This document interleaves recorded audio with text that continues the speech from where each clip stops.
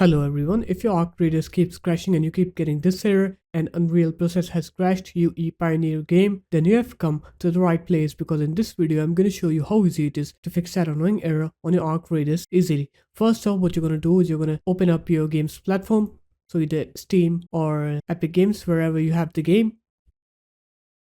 You're going to right click on your Arc Raiders and then go into properties, go into launch options, right here -DX11. And after that, you're going to open up the game. And as soon as you open up the game, go into your graphics settings and then just set the NVIDIA RTX global illumination to static.